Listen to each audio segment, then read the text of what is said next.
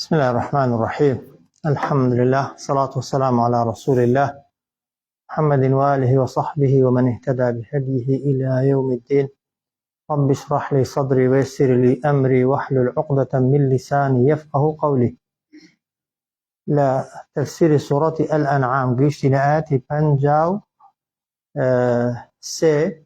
كالآتي بنجاو سيجدا واي قورا دفرمت وكذلك يعني هربم شوية فتنا يعني تعقيمان كردنا لدنيا دا بعضهم ببعض هنديكيان بهنديكيان. شون يعني لدنيا دا واي قورا خلقي هموي ليك آستي دا دروز نكردوها وايا لا دا صلاة دار مان هي بدا صلاة مان هي فقير مان هي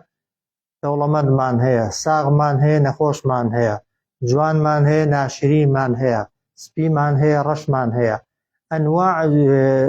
جور خلق هي وهي يكشيان خواي قورا بجورك تايبت مندي كردو جا عادة بنمون خواي قورا دولمندك تعقيد كاتو بفقيرش تا خواي ارمتي دا یان خۆی بەسەر هەڵا دەکێشە بە نمونە فەقیرەکە بە دەوڵەمەندەکەی تاخوا حەسوودی پێدەبا یا ئەگەر حەزی لە دەوڵەمەندی بوو لەخوا داوا دەکا یا هەوڵی بۆ دەدا نەخۆشی خوای گەورە بە ساغێک تاقید دەکاتەوە تاخوا دیسان دوعای شەڕی لێ دەکەی یان خۆزگەی پێدەخوازیە تۆ ژوەکوی ساغ بی یان ئەگەر ساغ بی بە جەستەکەت عیبادەت دەکەی یان یاخی دەبی دەسەڵاتت هەیە بەکاری دێنی لە چاکەدا یا لە خراپەدا بێدەسەڵاتی وەک دەڵێ ملکەز دەکەی بۆ زوڵم بۆستەمکاریان سەبر دەگری و ئارام دەگری وەلحاصڵ ژیانی دنیا هەمووی تاقیکردنەوەیە خوا پێتدا هەر تاقید دەکاتەوە لێت وەرگرێتەوە هەر تاقید دەکاتەوە جا عادەتەن ئینسانی ئیماندار لە بەرامبەر تاقیکردنەوەکاندا ئەگەر تاقیکردنەوەکە بە باری خۆشیدا بوو دەبێت چی بکەی شکرانەی جێری خوا بکە بۆی هەم خوای گەورە نعمەتەکەت بۆ بەردەوام کات و بۆ زیادکە و هەمیش بۆی بۆت بە عیبادەت بنووسرێ و هەروەها لە بەرامبەر هەرچیە کە لە دڵت قورسە و گرانە دەبێت سەبر بگری ئارام بگری بۆی سەبر و ئارامگریەکەت بۆ ببێتە خێر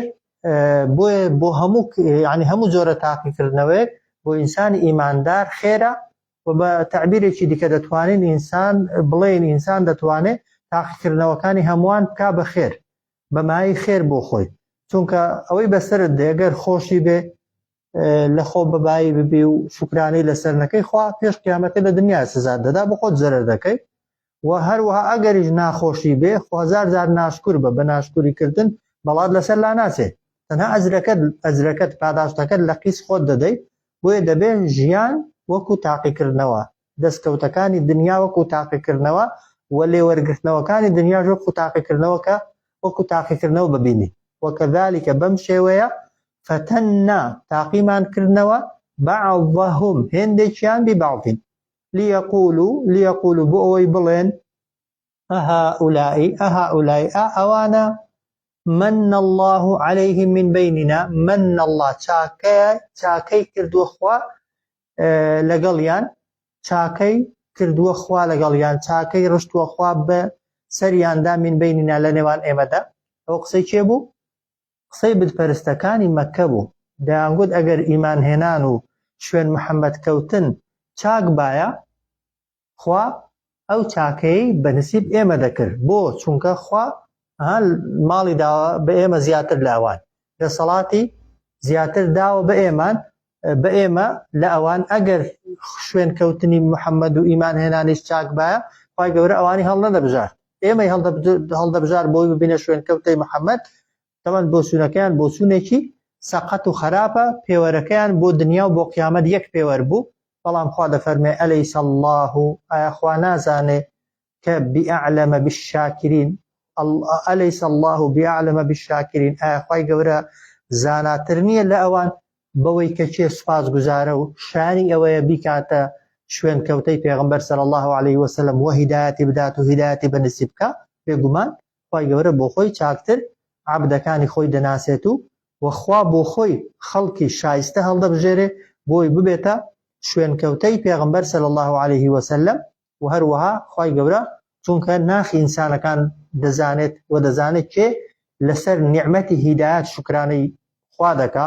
چونکە ئەگەر نیعمەتی ماڵ و دەسەڵات شکرانە بژێری بووێ، نیعمەتی هیدایەت زۆر زۆر زیاتر شکرانە بژێری دەوێت، چونکە هیچ نیعمەتێک هیچ چاکەیەک پێوانە ناکرێت بە ئیمان. ئەگەر فەقیرترینی کەسە فەقیرەکان بی، بێدەسەڵاتترینی بێدەسەڵاتەکان بی، نەخۆشترینی نەخۆشەکان بی، بەڵام خوا هیدایەتی دابی، ئیمانت بە قیامەت هەبێت و قیامەتت مسۆگەر بێ، تۆ لە هەموو خەڵکی دیکە خاوەن سامانتری، بۆ چونکە شتێکت هەیە لێ وەرناگیرێتەوە، شتێکت هەیە بەردەوامە، شتێکت هەیە ژیانی دوای قیامەتت مسۆگەر دەکات و هەرچی ناخۆشی و ناڕەحەتی هەیە لە کۆڵ دەکاتەوە. بەڵام ئەگەر بەعەکسەوە هەموو دنیاشت هەبێ بەڵام ئیمانت نەبێ، خۆ ماڵ و سامانەتەکەت تاکوێ لەگەڵ دێ تا وەختی مەلەکول مەوتەکە دەبێتە میوانت. ساغ بە و قەد نەخۆش مەبە، ساغیەکە تا ئەو کاتەی ئەجەلت دێ، خۆ ئەجەلت هات ئەجەل لە ساغی و نەخۆشی ناپرسێ. وەکەذالکە بەم شێوەیە فەتەننا تاقیمان کردنەوە بعضهم ببعض، هێندێکیان بە هێندێکیان، لیەقولوا بۆ ئەوەی بڵێن چێ بڵێ کافرەکان بتپەرستەکان بڵێن بەگاڵتەوە تەوان دەیانگوت ئەهاولائی ئەوانە کە لە دەوری محەممەدن و شوێن محەممەد کەوتون من الله عليهلەیهم چاکەی کردووە خوا لەگەڵیان، چاکە و نیعمەتی ڕشتووە بەسەریاندا خوا من بینینا لەناو ئێمەدا لە جیاتی ئێمە. خوای گەورەش جوابیان دەداتەوە دەفەرمێت ئەلەیس الله بأعلم بالشاکرین، خوای گەورە زاناتر نییە بەوەی کەچێ سوپاسگوزاری خوا دەکا؟ بێگومان خوای گەورە چاکتر دەزانێت چێ ستایشی خوا دەکا لەسەر هیدایەت، ئەو جۆرە کەسانە هیدایەت دەدا. کەسێک قەدری هیدایەت نەزانێت و نرخی هیدایەتی لەکن نەبێت و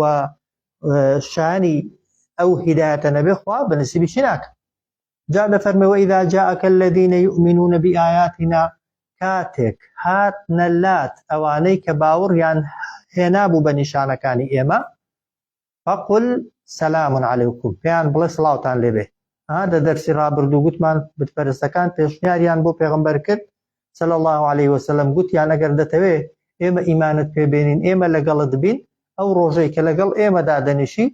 با جیاواز بێ لەگەڵ ئەو ڕۆژەی کە لەگەڵ خەڵکە فەقیر و هەژارەکەی دادەنیشی، یا ئەگەر دەتەوێت ئێمە پشتت بگرین ئەوانە لە خۆت دوورخەوە. جا دەفەرمون یەک لەو کەسانە کە وەک دەڵی پێغەمبەر حەزی لێ بوو تەبەن وا بکە، نەک مسلمانەکان دەرکا، بەس مەجلیسیان بۆ جیاکاتەوە. و دەفەرمون ئیمامی عومەریش گوتیەی پێغەمبەری خوا ئەگەر ئەو بیان وەشیان ببڕی قەیدی چی دەکا؟ زانە تاقییان کەەوە بەڕاستیان یا بەڕاستیان نییە. مەجلیسی ئەوان جارێک لە مەجلیسی کەسە فەقیرەکان جیاکەوە بزانە، بەڵام کە ئەو ئاەتەی دەرسی ڕابردوو وەلا تەطڕدی الذین یەدعون ربهم هاتە خوارە، ئیمامی عومەر ڕەک پەشیمان بوویەوە، پاشگەز بوویەوە و زانی تەمان هەڵی کردووە. جا خوای گەورە دەفەرمێ لە جیاتەوەی دووریان خێوە، لە جیاتەوەی دڵیان بێشێنی. وإذا جاءك الذين، کاتێک هاتنە لات ئەوانەی کە ئیمانیان هێناوە بە نیشانەکانی ئێمە، فقل ئەتۆ بڵێ سەڵاوتان لێبێ، یعنی تۆ پێشکەوە لە سەلام لێکردنیان، چونکە عادەتەن تەمەن سەلامکردن واجبە یا سنەتە؟ سنەتە، وەڵامدانەوەی واجبە. و ئینسان تەمان ئەگەر کەسێکی زۆر خۆش بووێ هەوڵ دەدا دەست پێشخەری بکات لە سەلام لێکردنی، یعنی تۆ نەک دەریان مەکە کە لێیان نزیک بوویەوە کە هاتن ئەسڵەوەی ئەوان سەلامکەن، بەڵام چاوەڕێ مەکە تا ئەوان سەلامن لێ دەکەن ئەتۆ سەلامیان لێ بکە. فعلاً پێغەمبەر وای دەکرد و هەر کاتێک یەکێک لەو سەحابانە هاتبایە دەیفەرموو سوپاس بۆ خوا کە خوای گەورە لەناو ئومەتەکەمدا خەڵکانێکی کردووە بە شوێن کەوتە کە خوای گەورە فەرمانی پێکردومە سەرەتا سەلامیان لێ بکەم، و هەروەها خوای گەورە ڕێگری لێ کردومە لەوەی کە لە خۆم دووریان خەمەوە. وإذا جاءك الذين يؤمنون بآياتنا، کاتێک هاتنە لات ئەوانەی کە ئیمانیان هێناوە بە نیشانەکانی ئێمە، فقل سلام عليكم، پێیان بڵێ سڵاوتان لێبێ. سڵاوتان لێبێ یعنی چی؟ یعنی ئەمین بن، پارێزراو بن، دڵنیا بن کە ئەوەی بتپەرستەکان پێشنیاری دەکەن قەت نایکەم لە بەرامبەرتاندا، و ئەمین بن. کەتەبە ئەو جار پێشیان بڵێ مژدەیەکی دیکەشیان پێ بدە، کەتەبە ڕەبکم، پێشیان بڵێ نووسیویەتی پەروەردگارتان، واجبی کردووە پەروەردیگارتان على نفسه لەسەر خۆی الرحمە کە هەرچی میهرەبانی و سۆزی خۆی هەیە بیبارێنێ بەسەرتاندا کە ڕەحمەتی خوای چەند بەشە؟ 100 لەو 100ی چەندی هاتۆتە دنیاە؟ 1 لەو یەکەی خوای گەورە بەشی تەنها مسلمانانی داوە یا کافرانیش؟ بەشی کافرەکانیشی داوە بەس لە قیامەتێ خوای گەورە جا یەک ڕەحمەت بەشی ئەو هەموو مەخلوقاتە زۆرانەی کردبێ وایە کەس بێ بەش نەبوو بێ لە قیامەتێ خوای گەورە ئەو یەکە لەگەڵ 99 ئەوەندەی دیکەش کۆ دەکاتەوە دەیدا بەشێ دەیدا بە کەسە ئیماندارەکان تایبەتی دەکا بە ئیماندارەکان و فرمودەی صحی پێغمبەر صلی الله عليه وسلم کە پێغمبەر دەفەرمێت لما قضى الله الخلق كتب في كتاب کاتێک خوای گەورە دروستکراوەکانی دروست کرد لەناو نووسراوێکدا نووسی کە نووسراوەکە لەکن خۆی دایناوە لەسەر عەرش فەرمێتی إن رحمتي غلبت غضبي ڕەحمەتم هەمیشە زاڵە بەسەر تووڕەییمدا و حەدیثێکی کەمان هەیە دەفەرمێت کە خوای گەورە لە دروستکردنی دروستکراوەکانی بوویەوە کتابێکی یعنی وەرەقەیەکی هێنایە دەرێ لەژێر عەرشی خۆی لەسەری نووسی إن رحمتي سبقت غضبي ڕەحمەتم پێش تووڕەییم کەوتووە وأنا أرحم الراحمين من مهربانترینی میهرەبانەکانم جا دەفەرمێت فيقبض قبضة أو قبضتين لە ڕۆژی دواییدا کە خەڵکی دەسێتە ناو ئاگر هەیە ئیماندارە مسلمانیشە بەڵام کردەوەکانی کە من چاکەی کە من و بە هیچ شتێک خاوێن نەبووە تۆ خراوەتە دۆزەخێ دوای ئەوەی کە دەخرێتە دۆزەخ خوای گەورە چینگێک لە ئەوەیدا یا دوو چینگ یعنی مستێکی خۆی خوا دەزانی ئەوەی خۆی چۆنە یا دوو مست لەناو جەهەنەمێ دەدا فيخرج من النار خلقا لم يعملوا خيرا دەفەرمێ خەڵکانێک دێنێتە دەرێ لەناو ئاگر کە قەت چاکەیان نەکردووە بەس ئیماندارن هیچ چاکەیەکیان نەکردووە بەڵام ئیماندارن ئەوجا دەفەرمێ مەکتوب بين أعينهم لە نێوچاوانیان نووسراوە وتقاء الله ئەوانە ئەو کەسانن کە خوا ئازادی کردوون خوا ئازادی پێبەخشیون ڕەحمەتی خوا بۆ کەسێک کە ئیماندارە تاوانباریشە شمولی دەکات و دەیهێنێتە دەرێ ئەگەر ئەو ڕەحمەتە زۆر و فراوانە نەبێ خەڵکێک خراپەی زۆر بووبن تەنها جارێک لا إله إلا اللهشی لەوانەیە گوتبێ بەڵام بە دڵەوە تەنها بە ئیمانەوە شەریکی بۆ خوا بڕیار نەداوە خوای گەورە لە ئاگر لە جەهەنەم وەختێک هەر دەیهێنێتە دەرێ بەڵام بەکردەوەی خۆی نا بە ڕەحمەتی خۆی بەڵام دەبێت تەوان کەسەکە ئیماندار بێ بۆی شانی ئەو ڕەحمەتە بێ جا خوا دەفەرمێ پێیان ڕابگەێنە کە كتب ربكم على نفسه الرحمة واجبی کردووە پەروەردیگارتان لەسەر خۆی میهرەبانی جا ئەوە ئەگەر کەسێک تاوانبار بێ و خراپەکار بێت خوا ئاوا ڕەحمی لەگەڵ بکای ئەوانەی لەگەڵ پێغەمبەردا بوون صلی الله عليه وسلم لە کاتی هەرە ناڕەحەتیدا پشتی پێغەمبەریان گەر صلی الله عليه وسلم بوونە هۆکاری بڵاوبوونەوەی دین و هیدایەتدانی هەزاران ملیۆنان کەس کە هەتا قیامەتێ هەر کەسێک دەبێتە مسلمان بەشێک لە ئەجری ئەو خەڵکەی بۆ ئەوان دەبێت ڕەحمەتەکان چەند بەرکەوت بێ بۆیە دەفەرمێت ئەنەهو ئەو جار بێگومان بن خوای گەورە قەراری داوە من عمل منكم سوءا دەفەرمێن ئەوە لەسەر بەتایبەت لەسەر ئیمامی عومەر هاتووتە خوارێ ئەنەهو بێگومان خوای گەورە قەراری داوە من عمل منكم سوءا هەر کەسێک لە ئێوە ئەنجام بدا خراپەیەک بجەهالە بەهۆی نەزانینەوە بەهۆی ئەوەی زۆر بیری لێ نەکردوتەوە نەیزانیوە نیسبەت و ڕێژەی گوناهەکەی چەندە بەسەر زارێکی گوتوێتەی پێغەمبەری خوا بۆ تاقی ناکەیەوە تاخوا بەڕاستیانە ئیمان دێنن یا ئیمان ناهێنن گوناهێکی کردووە بەڵام دواتر فأنه من عمل منكم سوءا جا لەسەر ئیمامی عومەر هاتۆتە خوارێ بەڵام یاسایەکە گشتیە تا قیامەتێ هەر کەسێک کردەوەیەکی خراپ ئەنجام بدا بەهۆی نەزانینەوە بەهۆی نەزانین نەزانێ حرامە ئەگەر نەزانێ حرامە و بیکە هەر گوناهی ناگاتێ نەزانین ئەوەیە کە لەو کاتەیدا خەیاڵی فکری دەڕوا و شەیتان فێڵی لێ دەکات و پێی وایە چاکە بەڵام لە حەقیقەتدا چاک نییە ثم تاب پاشان پەشیمان دەبێتەوە من بعده دوای ئەوەی کە خراپەکەی ئەنجام داوە ئەوە مەرجی یەکەم مەرجی دووەمی و ئەصلەحە خۆی چاک دەکا خۆی دەگۆڕێ قەرارەکەی ژیانەکەی کردەوەکەی گۆڕانکاری بەسەردادێنێ فأنه بێگومان بن خوا غەفوور ڕەحیم لێ خۆش بوو میهرەبانە لێی خۆش دەبێت لە گوناهەکەی هەر لێ خۆش بوونیش نا ئەو ڕەحمەتە زۆر و بێسنوڕی خۆشی بەنسیب دەکا کە بریتە لەو نیعمەتانەی کە لە بەهەشتێدانە و ئینسان بە چاو نەیدیون و بە گوێش نەیبیستون و بەسەر يعني بوسوسەش بەسەر دڵ دانهات. وإذا جاءك الذين يؤمنون بآياتنا كاتك هات نلات ئەوانەی کە باوەڕ دێنن بە نیشانەکانی ئێمە فقل سلام عليكم پێیان بڵێ سەڵاوتان لێبێ كتب ربكم نووسیویەتی پەروەردگارتان على نفسه لەسەر خۆی الرحمة کە میهرەبانی و بەزەیی خۆی بنوێنێ لە بەرامبەرتاندا کەوە گەورەترین موژدەیە. ئەو جار أنه من عمل منكم سوءا بێگومان خی گەورە قەرارێکی دیکەشی داوە هەر کەسێک ئەنجامی دابێت لە ئێوە خراپە بەهۆی نەزانینەوە بە هەڵە یان نەیزانی بێ حرامە یان شەیتان فێڵی لێ کرد بێ ئەو کاتە ثم تاب من بعدی پاشان پەشیمان بوو بێتەوە دوای ئەو کارە خراپەیە و ئەصلح خۆشی چاک کرد بێ فأن الله بێگومان خوا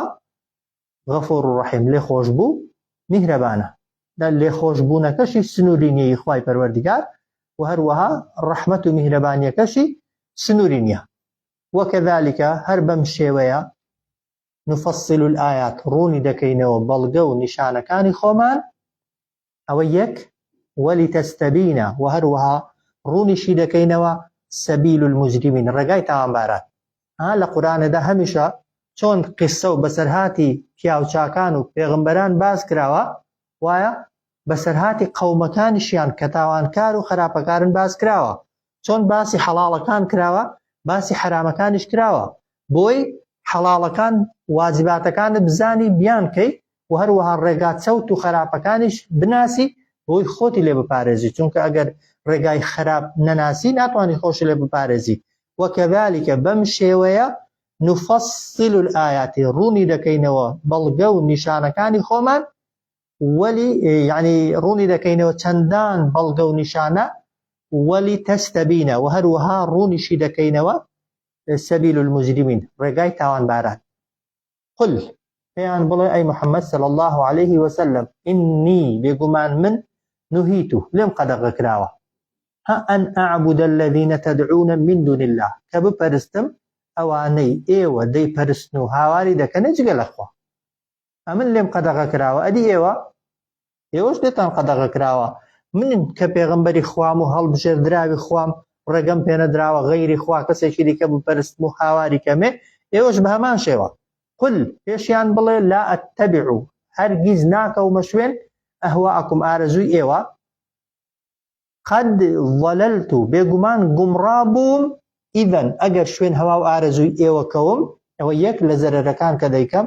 وما ئەنە من المهتدین ومن ئەو کات ئەگەر بەخسەی ئێوە بکەم لە ڕێنمونی کراوانیش نابم. کۆتا پێشنیاری بتپەرستەکان بۆ پێغەمبەر چی بووە صلی الله عليه وسلم ئەوە بوو کە دەیانگوت وەرە باڕێک کەوێت ئەتۆ ساڵێک نەک خواکانی مەمە پەرستە بە خراپی باسی خواکانی ئێمە مەکە بەتەنێ ئێمە هەر هەمومان ساڵی دواتر بەیەکەوە خوای تۆ دەپەرستین ساڵێک ئەتۆ خاتری خواکانی ئێمە بگرە ئێمە ساڵێک خاتری خواکانی ئێوە دەگرین بەڵام ئەوە بابەتی دنیای نییە تا پێغەمبەر سوڵحی لەسەر بکە ئەو ئاگربەست و ئاشتەوایی نییە ئەوە عەقیدەیە ئەوە ئیمانە ئیمان و عەقیدە سوڵحی لەگەڵ لەسەر ناکرێت بۆی خوای گەورە ئەو ئاەتە و هەروەها سوڵەتی قل یا ئەیها الکافرون لا أعبد ما تعبدون ولا أنتم عابدون ما أعبد ناردە خوارێک کە بە هیچ شێوەیەکی بابەتی عەقیدەی ئەگەر لەسەریشت بدرێ ئەگەر لەسەریشی بمری ئەگەر لەسەریشی بکوژرێ بۆ نییە تەنەزولی لێ بکەی شتیکە ڕێکەوتنی لەسەر دەکرێت مسلمان نەرمی لەسەر بنوێنن لە بابەتی دنیاییدا بەڵام شتێک کە پەیوەندی بە عەقیدەیەوەیە بە هیچ شێوەیەکی قل پێیان بڵێ ئەی محەممەد صلی الله عليه وسلم ئینی بێگومان من نهیت لێم قەدەغە کراوە ئەن ئەعبود الذین کە بپەرستم ئەوانەی تدعون ئێوە دەیپەرستن هاواری دەکەنێ من دون الله جگە لە ئەوە یەک. قل پێشیان بڵێ لا ئەتەبیع ئەهواءکم ئەمن هەرگیز بەدوای هەوا و ئارەزووی ئێوە ناکەوم قەد ضەلەلت بێگومان گومڕا بووم ئیذەن ئەگەر بەدوای حەز و ئارەزوو مەبەستەکانی ئێوە کەوم وما أنا من المهتدين ومن أو كات لڕێنمونی کراوانیش نابم. دیسان نەفەرمێ قل پێیان بڵێ إني على بينة من ربي بێگومان من لەسەر بەرچاوڕوونی و بەڵگەی ئاشکرام کە من ڕەبی لەلایەن پەروەردگارمەوە بۆم هاتووە. ئەوەی من دەیپەرستم بەڵگەی ڕوونم هەیە لەسەر پەرستنی، ئەوەی من بە دوای دەکەوم بەڵگەی ڕوونم پێیە، ئەوەی من دەیکەم خەڵکی بۆ بانگ دەکەم بەڵگەم پێیە. قل پێیان بڵێ ئینی بێگومان من على بەیینەت لەسەر ڕێنمونیەکم کە من ڕەبی لەلایەن پەروەردگارمەوە بۆم هاتووە، بەڵام وەکەذەبتم به ئێوە ئەو بەڵگانەی منتان بە درۆ زانیوە و باوەڕتان پێی نەهێناوە، باوەڕی پێ ناهێنن. بەڵام ما عندي لەکن من نییە، لەدەستی مندا نییە ما تستعجلون به ئەو شتێک کە ئێوە پەلەی لێ دەکەن. ئەگەر هەر بێزار دەبوون پێغەمبەر هەر پێشنیاری پەرستنی خواکانی ئەوانی قبوڵ نەکرد و ئامادە نەبوو تەنەزول لە مەبدە و دینی خۆی بکە، ئاخیرەکەی دەیانگوت دەی ئەگەر مادام بە قسەمان ناکەی ئەو هەڕەشە و گڕۆشانەی کە باسییان دەکەی و ئەو سزا و تۆڵە و عقوبەیە کە پێت وایە خواکەت بەسەرمان دێنێ ئێستا با بەسەرمان بێنێ ڕامەوەستا. وای گەورەش پێی دەفەرمێ پێیان بڵێ ما عندي ما تستعجلون به لەکن من نییە، لەبەردەستی مندانی ئەو شتێک کە ئێوە پەلەی لێ دەکەن. ئین الحکم إلا لله حکم و بڕیاردان لەسەر سزادان و عقوبەدانی تاوانباران لەبەردەستی کێیە؟ لەبەردەستی خوای پەروەردگاردایە. ئەو جاری یەقص الحق خوای گەورە دەژێڕێتەوە بۆتان بەسەرهات و ڕووداوە ڕاستەقینەکان، چەندان بەسەرهات و ڕووداوی ڕاستەقینەی قەومانی پێشووتری بۆ جێڕاونەتەوە کە خوا بەهۆی خراپە و خراپەکاری سزای داون. وهو خەیر الفاصلین خوای گەورە چاکترین کەسێکە کە فاسیلە، فاسیل یعنی حکمەکانی خۆی ڕوون دەکاتەوە، یان دەکرێت بڵێن چاکترین بڕیاردەر و حکمدەرە کە حکمەکانی زۆر ڕوون و ئاشکرا. قل پێیان بڵێ ئەی محەممەد صلی الله عليه وسلم ئینی بێگومان من على بەیینەت لەسەر بەڵگە و نیشانەیەکی ئاشکرام کە من ڕەبی لەلایەن پەروەردگارمەوە بۆم هاتووە. وەکەذەبتم بە درۆتان زانیوە به ئەو بەڵگانەی من، یا بە درۆی دەزانن یا باوەڕی پێ ناهێنن. بەڵام ما عندي ما تستعجلون به لەکن منیش نییە، لەبەردەستی منیشدا نییە ئەو سزایی کە ئێوە پەلەی لێ دەکەن. ئین الحکم إلا لله حکم و بڕیار و قەرار لەسەر حەڵاڵی و حەرامی، چاکی و خراپی، سزادان و سزانەدان هەمووی بەدەست خوایە. یەقص الحق خوای گەورە بەسەرهات و ڕووداوە ڕاستەکانتان بۆ دەژێڕێتەوە.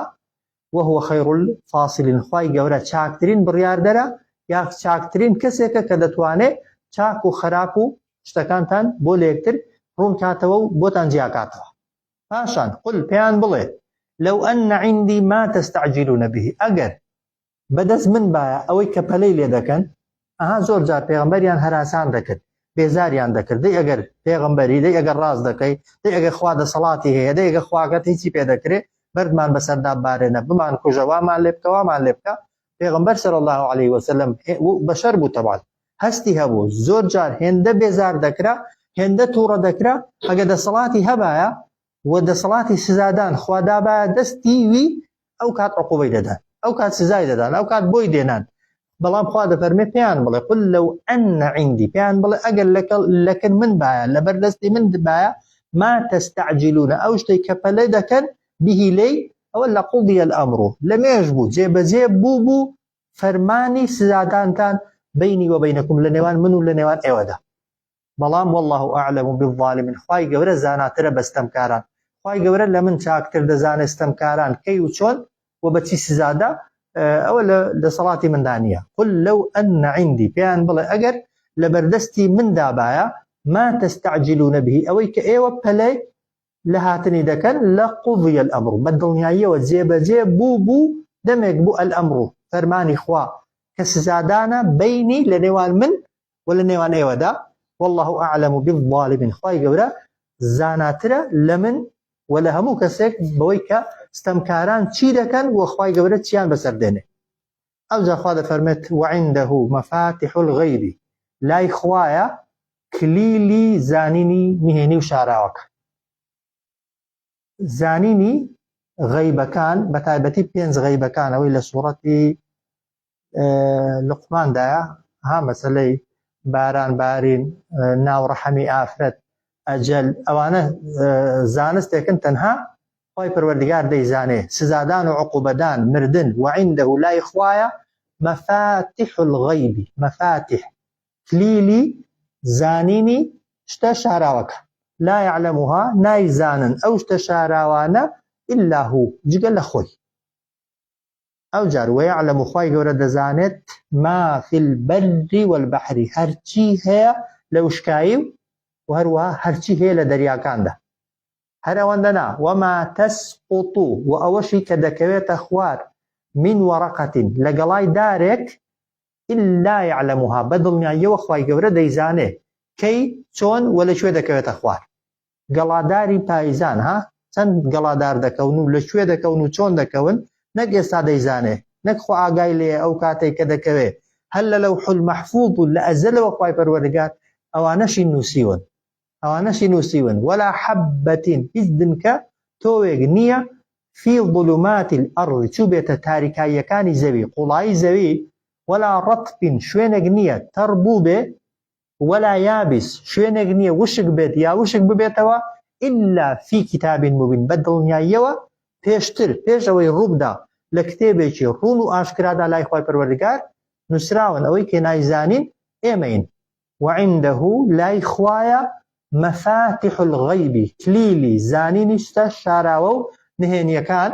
لا يعلمها إلا هو ئەو شتە نهێنی و شاراوانە نازانن جگە لە خوا جا بنمونە خوای گەورە هێندێکان باز دەکا ويعلم خوا دەزانێت ما في البر والبحر هەرچی هەیە لە وشکایی و لە دەریاییدا هەرچی هەبێ خوا دەیزانێ نەک ئێستا دەیزانێ کە هەیە پێش ئەوەی کەمەند بە ئەمری خوای دروست بۆ و دروستکراوی خۆیەتی ئەو جار وما تسقط من ورقة ها ناکەوێتە خوارێ هیچ گەڵادارێک إلا يعلمها بەدڵنیاییەوە خوای گەورە دەیزانێ